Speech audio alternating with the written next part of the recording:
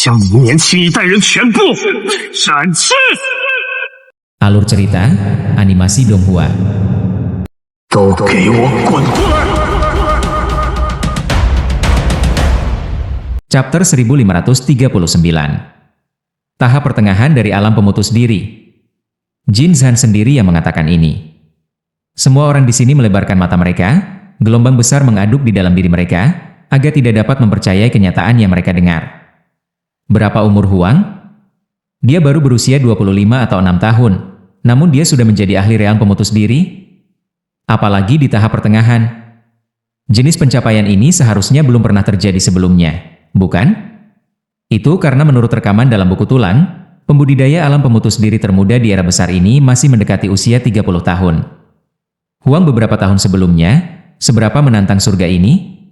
Belum lama ini, dia masih di Void Dao Realm, namun sekarang, dia segera masuk ke tahap pertengahan Self-Severing Realm. Kecepatan ini terlalu cepat. Itu membuat semua orang bergidik dalam hati. Dari dulu hingga sekarang, berapa banyak orang di generasi muda yang bisa melakukan ini? Paling tidak ada satupun di tahap tengah dari Self-Severing Realm. Tahap awal mungkin 1 atau 2 atau 3, apalagi semuanya baru saja ditembus. Namun, orang-orang ini semua beberapa tahun lebih tua dari Huang, sekitar 30 tahun.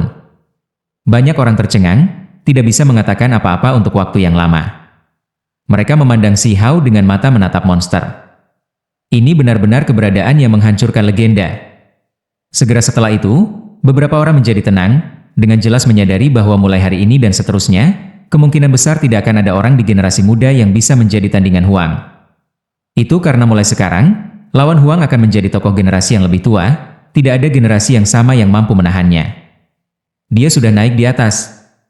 Ketika mereka memikirkan hasil ini, bahkan tokoh generasi yang lebih tua pun terkejut.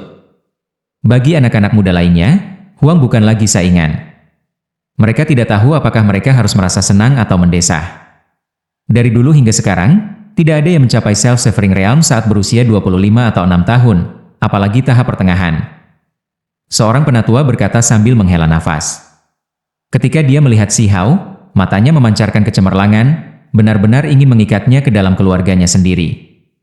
Ini benar-benar jenis kemuliaan dan kehormatan. Tidak ada sebelum dia, sudah di garis depan. Bahkan keluarga berumur panjang dari Imperial Pass menghela nafas dengan kekaguman. Memiliki pencapaian seperti ini pada usia ini melebihi penalaran normal, efeknya sangat hebat. Mereka menyaksikan kebangkitan seorang jenius yang luar biasa. Di masa lalu, sulit untuk naik bahkan sedikit di atas rekor apapun.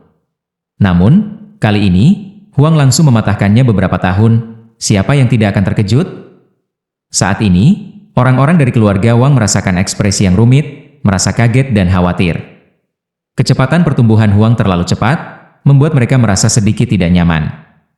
Jika bukan karena mereka memiliki Immortal Wang yang mengawasi klan mereka benar-benar akan merasa sedikit takut. Adapun keluarga Jin, saat ini, mereka hanya merasakan kebencian. Mereka ingin membuat surga membelokkan Jin Zhan menjadi pemimpin generasi muda, namun pada akhirnya, mereka dikalahkan begitu saja. Jin Zhan kalah dalam pertempuran ini, kalah terlalu banyak. Putri Yao Yu tertawa. Dia melihat ke arah Jin Zhan dan Wang 11, mengangkat dagunya yang indah, sangat bahagia. Itu karena keluarganya menentang pihak lain. Haha, ini benar-benar kejutan yang menyenangkan.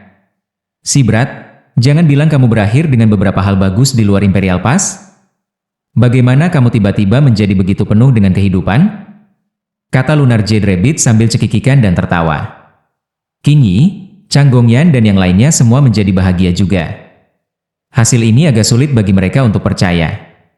Mereka merasa khawatir sekarang, tidak pernah mengharapkan Si Hao untuk memenangkan ini dengan mudah. Orang itu selalu memiliki penampilan arogan, tapi dia berakhir seperti ini, tidak bisa menerima pukulan sama sekali. Semut bertanduk surgawi bergumam. Tidak banyak orang yang mau setuju atau bercanda tentang hal ini. Jin Zhan jelas tidak lemah. Jika ada orang lain yang maju untuk melawannya, siapa yang bisa yakin mereka bisa menang? Itu hanya karena yang dia temui adalah Huang yang aneh. Tempat ini sesaat tidak bisa tenang. Banyak orang mulai berdiskusi dengan khusyuk. Mata mereka semua menyala-nyala ketika mereka melihat ke arah Si Hao. Anehnya, Cao Yusheng menggelengkan kepalanya, menatap termenung, berkata sambil menghela nafas, ini adalah jalan yang sepi, kalian semua tidak mengerti. Omong kosong macam apa yang kamu semburkan? Kelinci kecil itu tidak puas. Saya ingat beberapa kata yang dikatakan tuan saya ketika dia sadar. Kata Cao Yusheng. Tuanmu itu sama sekali tidak bisa diandalkan, selalu mengatakan sesuatu tentang seseorang yang menguburmu. Apakah Anda benar-benar percaya ini? Lunar Jade Rabbit bertanya padanya, matanya terbuka lebar. Cao Yusheng tidak menjawab, sedikit linglung, pikirannya mengembara. Dia berkata pada dirinya sendiri, terus maju di jalan yang sepi, bangkit dalam keheningan dan bertarung. Apa yang kamu katakan? Omong kosong mutlak. Ini adalah evaluasi semut tanduk surgawi, memandang rendah Cao Yusheng. Kalian semua bisa memperlakukannya sebagai sampah jika mau. Mungkin bertahun-tahun kemudian, Anda semua akan merasa bahwa untuk beberapa orang, atau suatu periode waktu, sudut dari situasi yang lebih besar akan terungkap. Tepat pada saat ini, Jin Zhan berdiri. Dia menyeka darah di sudut bibirnya, menatap lurus ke arah Si Hao. Dia benar-benar tidak bisa menerima hasil ini. Untuk maju ke alam pemutus diri, apalagi di usianya, ini sudah mengalahkan rekor termuda dalam sejarah. Namun pada akhirnya, dia masih dikalahkan seperti ini. Dapat dikatakan bahwa dia baru saja mencapai puncak hidupnya, namun orang ini menginjak-injaknya kembali. Aku tidak bisa menerima ini. Aku masih ingin menantangmu.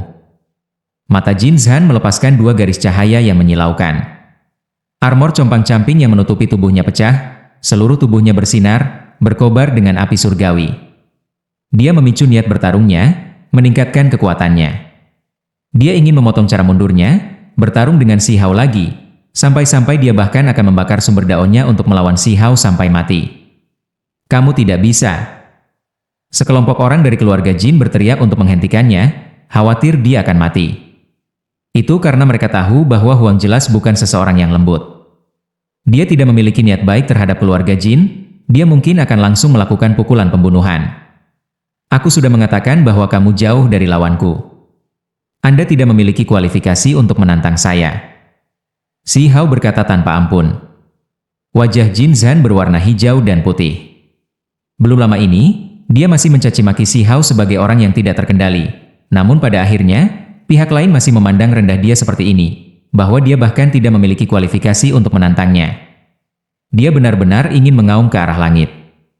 Aku ingin bertarung. Jin Zhan berkata dengan sikap pantang menyerah. Orang ini tidak tahu perbedaan antara hidup dan mati. Sebaiknya kau singkirkan saja dia. Semut tanduk surgawi kecil itu sangat ganas, mendesaknya seperti ini. Wajah orang-orang keluarga Jin langsung menjadi hijau, sangat ingin langsung melahapnya. Tiba-tiba, Si Hao menepuk singa emas, berkata, "Pergi, bantu aku menghadapinya. Jangan hanya menonton dari samping." Kamu. Jin Zhan sangat marah, merasa terhina. Itu hanyalah sebuah gunung yang ditundukkan oleh Si Hao, dibawa kembali dari hutan binatang surgawi. Dia sebenarnya meminta tunggangannya untuk mengambil tindakan. Pada saat yang sama, singa emas juga mengeluarkan raungan rendah, kemarahan memenuhi matanya. Garis keturunannya sangat mulia, namun sekarang, ia bekerja seperti ini. Itu benar-benar tidak bisa menerima ini. Untuk apa kamu berteriak? Saya selalu ingin mencoba kepala singa goreng. Jika Anda tidak ingin dimakan, maka berperilakulah sendiri, dengarkan dengan patuh. Si Hao memarahinya. Sekelompok mata orang benar-benar kosong saat mereka menatap ini. Mereka ingin mengatakan sesuatu, tetapi ketika mereka membuka mulut, mereka benar-benar tidak tahu apa yang baik untuk dikatakan. Menurut pendapat mereka, Jin Zhan terlalu sial. Bertemu dengan Huang ini yang bahkan lebih mendominasi daripada dirinya sendiri, benar-benar menendang papan logam. Pihak lain benar-benar mengirim tunggangan untuk melawannya. Tentu saja, ada lebih banyak lagi yang hatinya bergetar. Ini hanyalah keturunan dari singa yang tak takut, apalagi yang menelusuri kembali leluhurnya, menunjukkan betapa mulia dan kuatnya itu. Namun, justru jenis makhluk inilah yang ditundukkan oleh Huang menjadi tunggangan. Kamu menggerta orang lain terlalu jauh. Seseorang dari keluarga Jin meraung.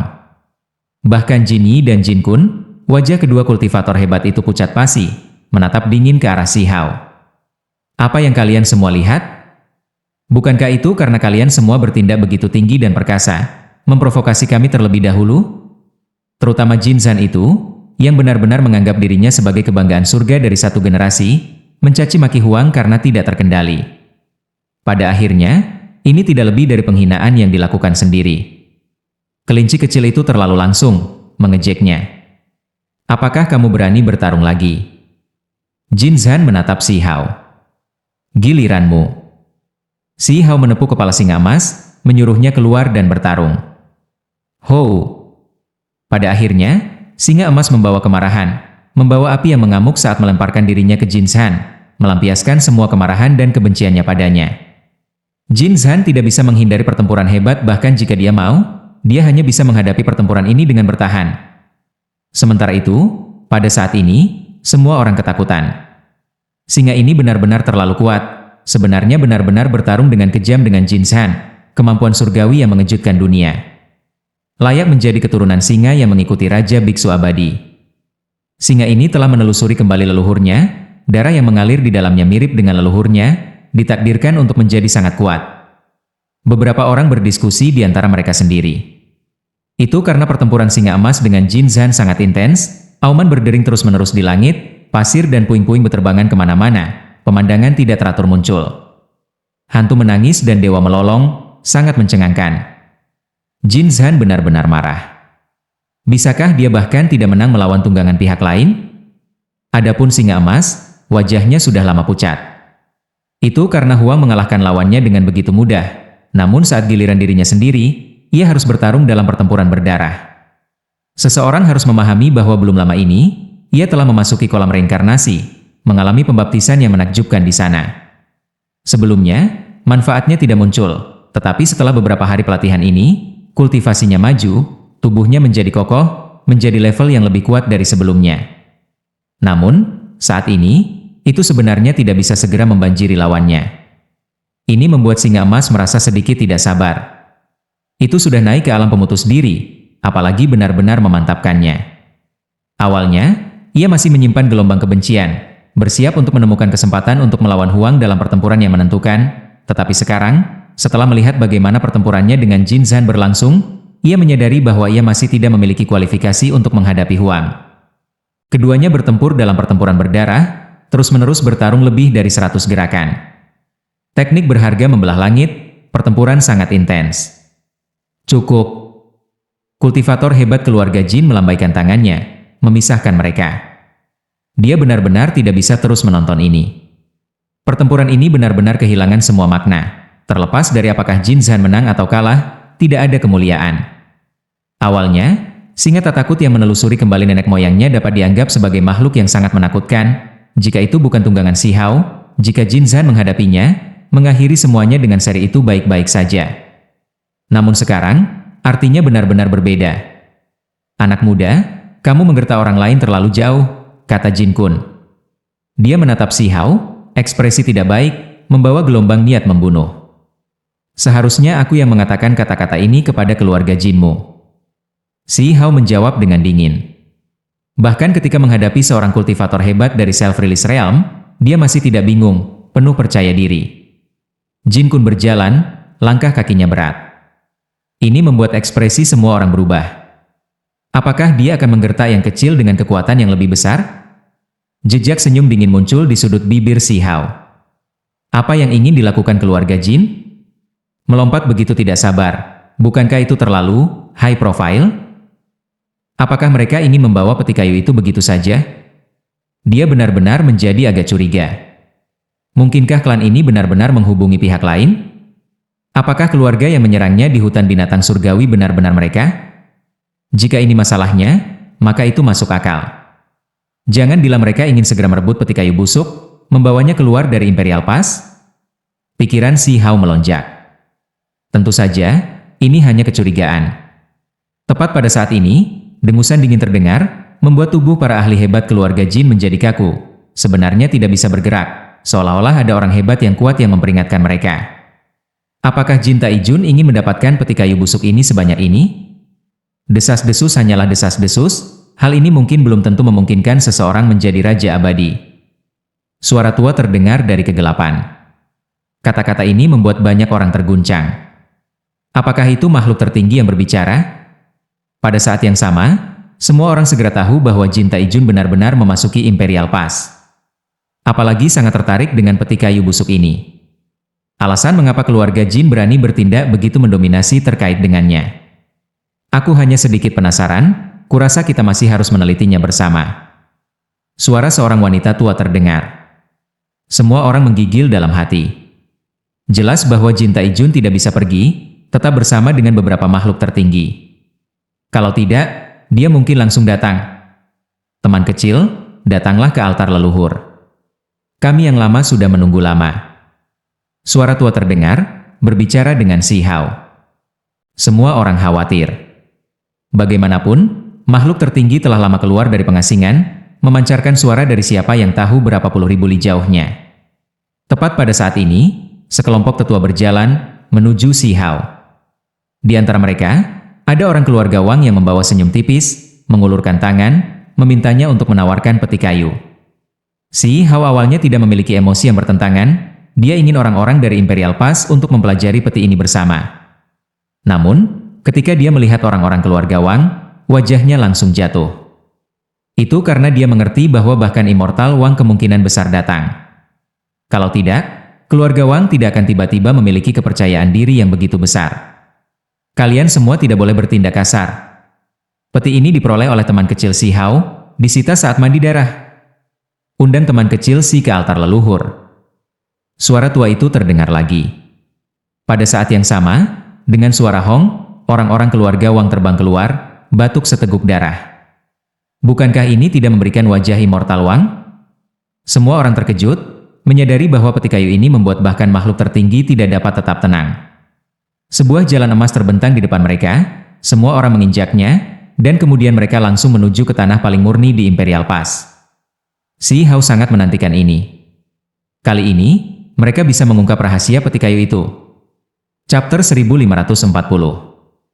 Altar leluhur, juga dikenal sebagai altar pengorbanan leluhur. Ada dinding yang rusak di mana-mana di sini, ukiran batu kuno, menjulang tinggi di mana-mana. Ada peninggalan sejarah yang terkubur di bawah, banyak yang tertinggal dari pertempuran besar di era besar terakhir.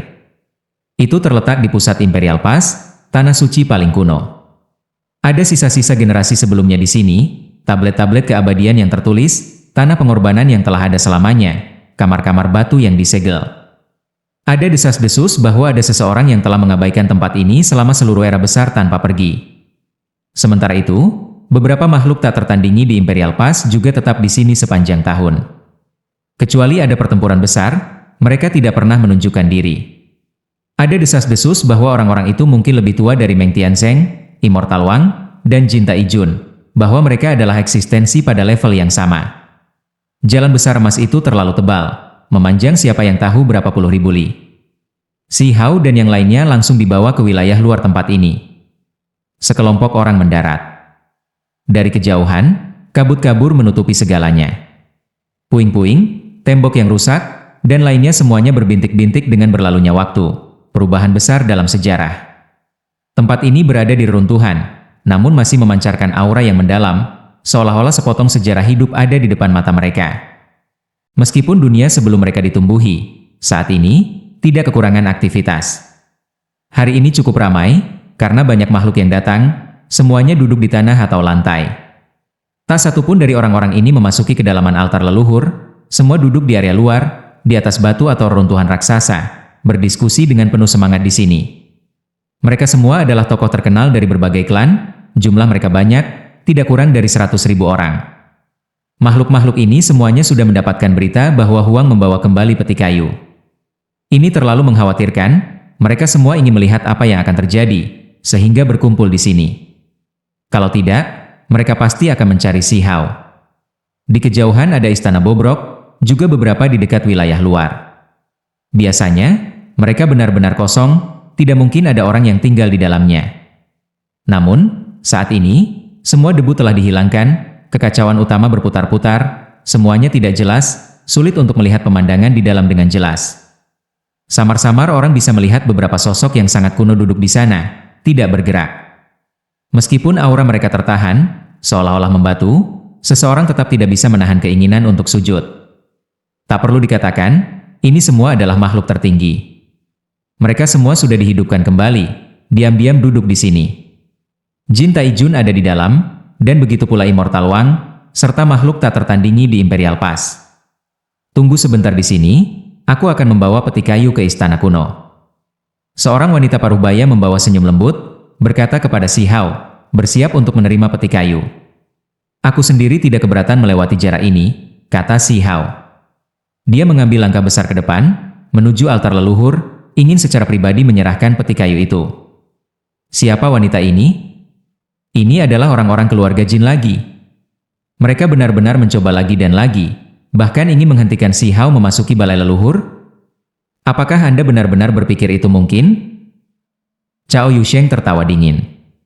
Orang-orang kuat berkumpul di sini, semuanya ahli dari klan yang berbeda. Si Hao bisa datang ke sini secara alami berarti dia akan menerima manfaat yang luar biasa. Semua klan harus memuji prestasinya. Sebenarnya ada seseorang yang menghentikannya di beberapa langkah terakhir, ingin mengurangi pusat perhatiannya, tidak membiarkannya masuk. Tentu saja, wanita parubaya tadi sangat bijaksana dan sopan. Jika seseorang tidak memikirkannya dengan hati-hati, mereka benar-benar akan berpikir bahwa dia bertindak karena sopan santun, tetapi sebenarnya tidak demikian.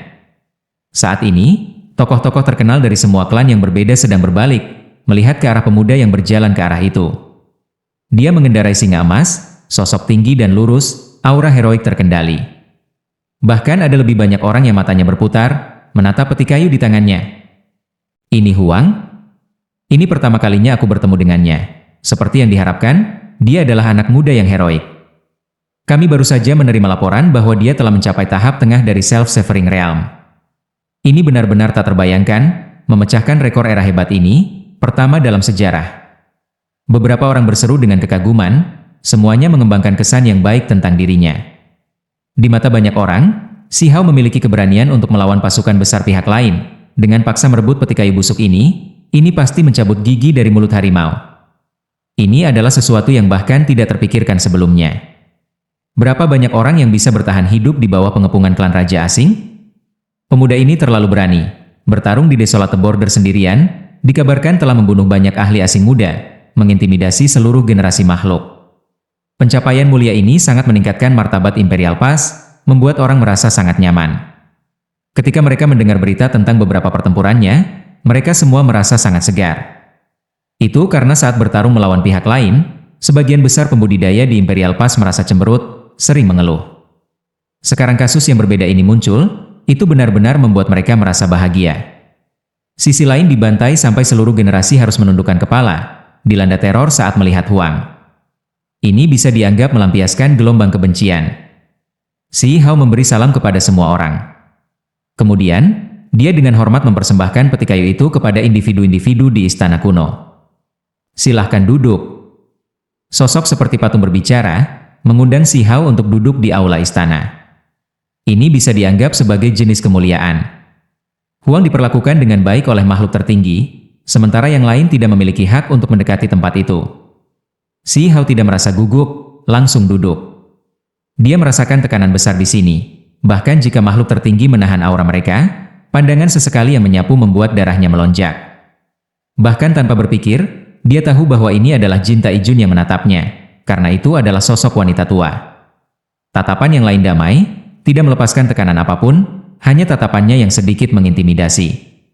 Tentu saja, dia tidak mengambil tindakan, dia juga tidak secara khusus menekannya, tetapi hanya ada perasaan tercekik ini. Wang Abadi juga datang. Penampilannya sangat muda, tampak seperti dia baru berusia 16 atau 17 tahun, sangat muda sampai membuat orang lain tidak percaya. Saat ini, dia duduk dalam kekacauan utama, tidak mengungkapkan apapun, menatap tenang. Tuan keluargaku ingin menggunakan kesempatan ini untuk melihatnya. Tidak jauh, seseorang berbicara. Ini segera memicu diskusi yang hangat. Tokoh klan yang dikenal semuanya berbicara dengan tenang, mengungkapkan identitasnya.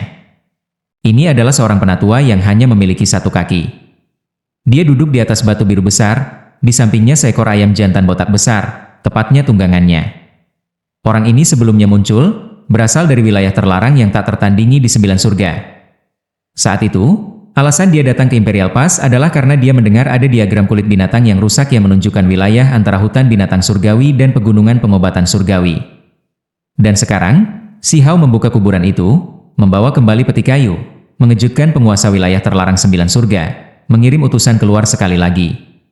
Selain itu, tetua berkaki tunggal membawa informasi yang mengejutkan kali ini, sangat langsung, memberitahu semua ahli di Imperial Pass bahwa peti kayu ini mungkin dapat membuat ahli tingkat Raja Abadi.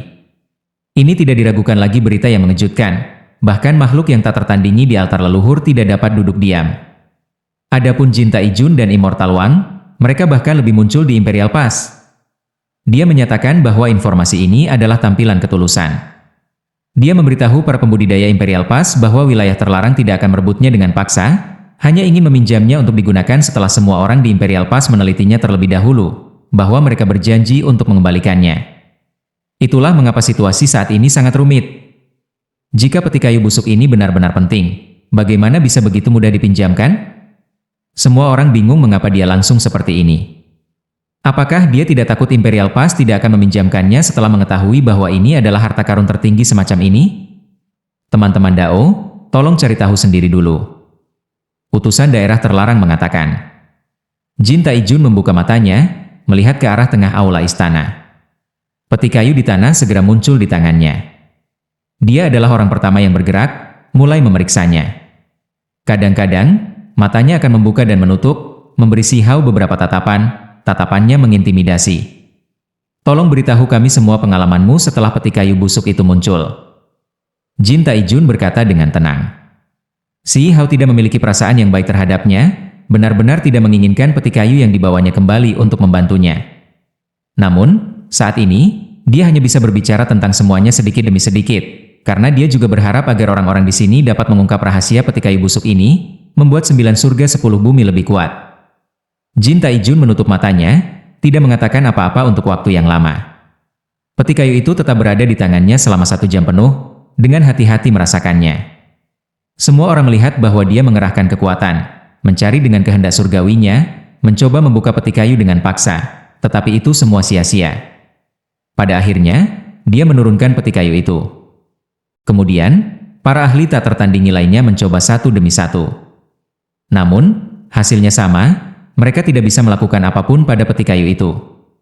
Saat giliran Immortal Wang, dia mengeluarkan tombak kecil sepanjang telapak tangan, memotong permukaan peti kayu.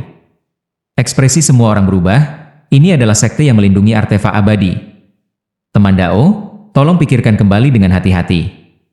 Makhluk tertinggi diingatkan, takut bahwa dia mungkin secara tidak sengaja menghancurkan peti kayu itu. Namun, tanpa diduga, ketika tombak perang memotong permukaan, peti kayu itu tidak terpengaruh. Ini melepaskan cahaya lembut, tidak dipotong terbuka. Ini membuat semua orang tercengang. Saya ingin meminta petunjuk. Karena penguasa wilayah terlarang menginginkan peti kayu ini, mengapa dia tidak datang sendiri? Immortal Wang berbicara, bertanya pada sesepuh berkaki tunggal. Tuan keluarga saya tidak mau menanggung karma yang begitu besar. Penatua tidak sombong atau budak, dengan tenang menjawab. Maksud kamu apa? Jin Taijun bertanya. Peti kayu ini memiliki banyak karma, tuan keluarga saya tidak ingin terlibat untuk menghindari terjebak dalam konsekuensinya nanti. Penatua berkata dengan tenang. Apa? Bahkan sebagai makhluk tertinggi, Jin Taijun tidak bisa menahan diri untuk tidak menghirup udara dingin. Ekspresinya segera berubah. Yang lain khawatir. Karma macam apa ini? Bahkan seseorang dari daerah terlarang harus ditangani? Semua orang yang mendengar ini bergidik. Seseorang harus memahami bahwa keberadaan daerah terlarang diketahui telah ada selamanya dengan dunia. Beberapa di antaranya tidak sesederhana hanya melalui satu era besar. Ketika pihak asing membantai mereka saat itu, tidak ada dari mereka yang mau terlibat. Dia kembali, kata tetua berkaki satu itu, apalagi memberitahu mereka bahwa inilah yang secara tidak sadar dia katakan pada dirinya sendiri setelah melakukan semua yang dia bisa untuk melihat sudut masa depan. Anak-anak muda yang datang bersama Si Hao semuanya gemetar, karena yang lebih tua sudah memberitahu mereka ini pertama kali dia datang, tidak hanya mengatakannya sekali. Silakan memiliki kursi kehormatan. Jin Taijun berbicara dengan serius, secara pribadi mengeluarkan sajadah, mengundang sesepuh untuk membicarakan hal ini secara rinci. Suasananya sangat berat. Lanjut di video chapter berikutnya. Terima kasih.